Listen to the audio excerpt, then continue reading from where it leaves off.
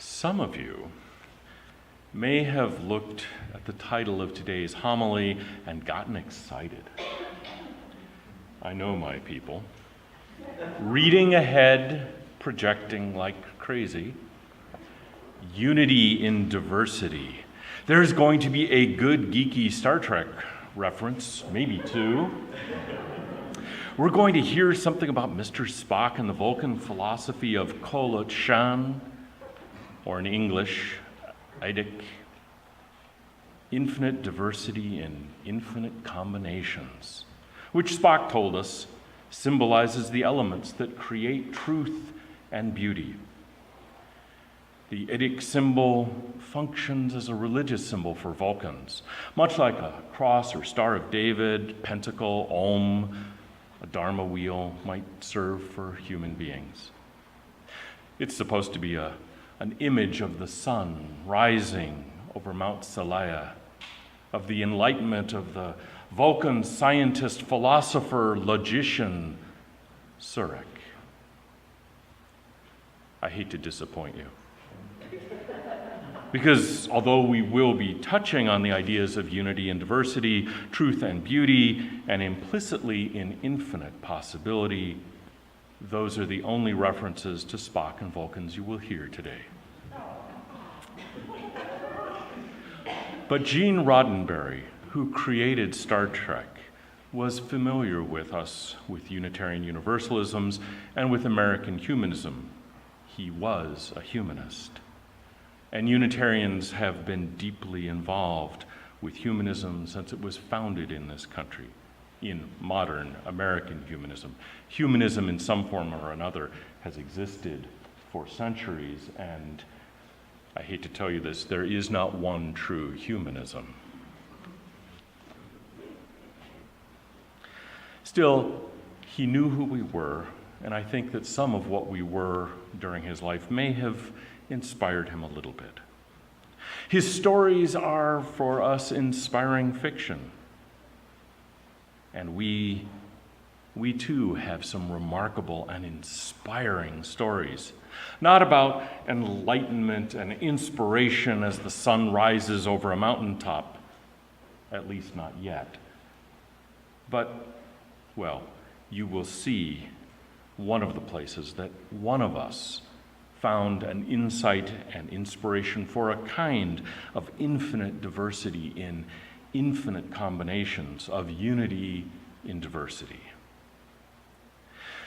Today we are celebrating Flower Communion, and it is our custom to do so on the second Sunday in June, but we moved our celebration at the request and invitation of the Unitarian Church of Prague, because this is the 95th anniversary of the first Flower Communion, celebrated by its creator, the Reverend Dr. Norbert Čapek. So this morning, we are part of a rolling Flower Communion, celebrated by hundreds of congregations, Unitarian and Unitarian Universalist, around the world. Given the symbolism that Čapek intended in that original celebration, this is so appropriate. An extension of that vision, honoring and recognizing the ties between us, the beauty that we share and make together. So you may ask, what is this symbolism? To understand it, you need to know a little bit about Čapek. He was a Czech who came to Unitarianism, as so many find our faith, by a long, complicated path. He grew up in a family with no deep religious ties. His mother, Catholic, his father, an atheist. And then as a young adult, he became a Baptist because of the influence of a relative he was working with. And then he became a Baptist minister, a very successful one, planting new churches throughout what was then Bohemia, a province of the Austro-Hungarian Empire. But Čapek was a very generous, liberal-minded, free-thinking, freedom-loving individual, and that meant that he fell afoul of the imperial authorities. I think that such people always fall afoul of the imperial authorities, just as happened to Jesus with the Romans and Gandhi with the British. So Čapek left for America, and he served a Baptist congregation for a time in New Jersey. But in the process, he found that he could no longer support some of the strictures and the dogma and the limitations placed on the human mind and soul by that tradition, and so he resigned his ministry. And for a few years, he and his family were unchurched. But like so many who have been churchgoers, he and his wife recognized that there was a real value to religious community, and they wanted to make sure their children did not miss out on that. So they sent them to church. To any church. Go to a different church. They didn't care. Go to church. And the kids would go, and apparently they usually came back from this duty rather unimpressed. And their parents would say, try another church. And this went on until the children came back effusive about the Unitarian church that they'd attended. And so the Čapeks were curious. They went to find out more. That led Norbert and Maya to become Unitarians, and it led Norbert to take up the call of ministry again. As a Unitarian minister, he began to feel deeply bothered by the fact that this religion was not available to the people of his native land. And so the Čapeks returned to the Austro-Hungarian Empire, to the city of Prague, to found the Unitarian Church of Prague. Now, as I said, Čapek was a humanist and a theist. In leaving his Baptist faith, he had left Christianity, but not his deep appreciation for what that religion offers, and in particular for the teachings of Jesus.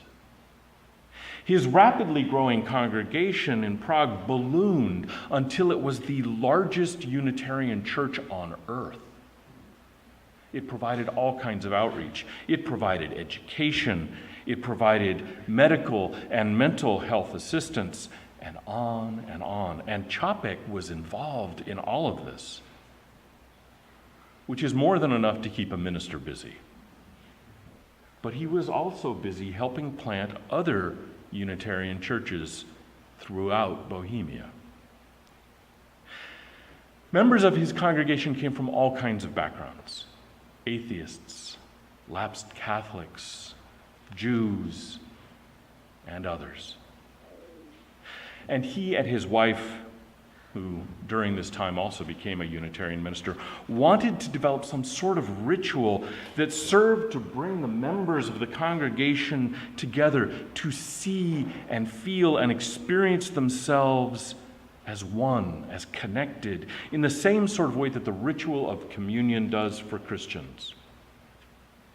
But it needed to be a ritual that allowed people who still understood themselves as Christian to participate without feeling that they were somehow defiling something that was sacred to them or to others, and that was accessible to those who didn't have a connection to communion, to some who came from backgrounds where participating in anything like communion would be very challenging or impossible, perhaps even offensive. In short, a group of people not unlike those of us here. The Čapeks had no easy answer, no easy solution. They struggled, imagining possibilities.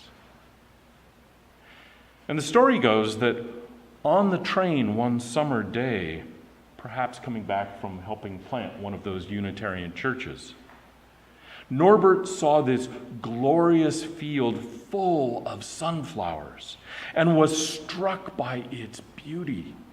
And there was something in that made him think of it, to see it as being like the beauty of the congregation he served. And that was the inspiration for the flower communion. He invited each person to bring a flower from their garden, from the woods, the roadside, wherever. And they came, and he had them placed in vases in the church's vestibule.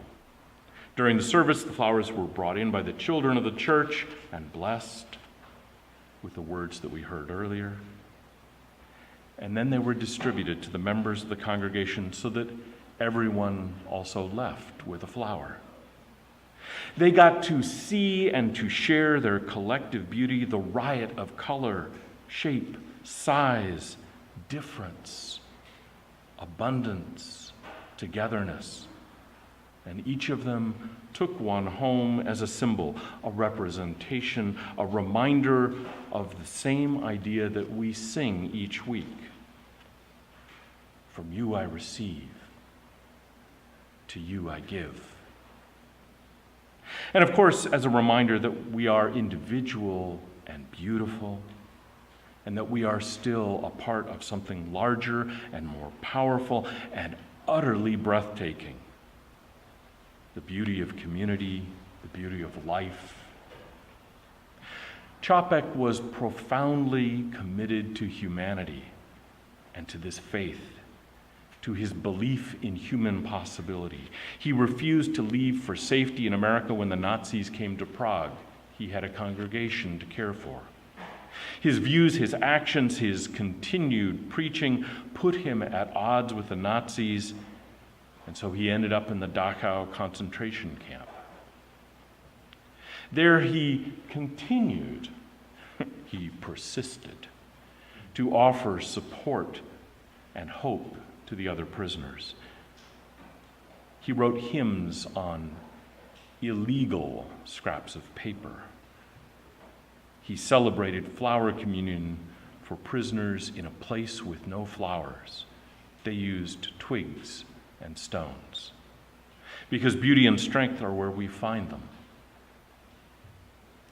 And he was executed in that camp, firmly believing in the long-term importance and power of this faith, in what we can be, not as individuals, but as a devoted and committed community together.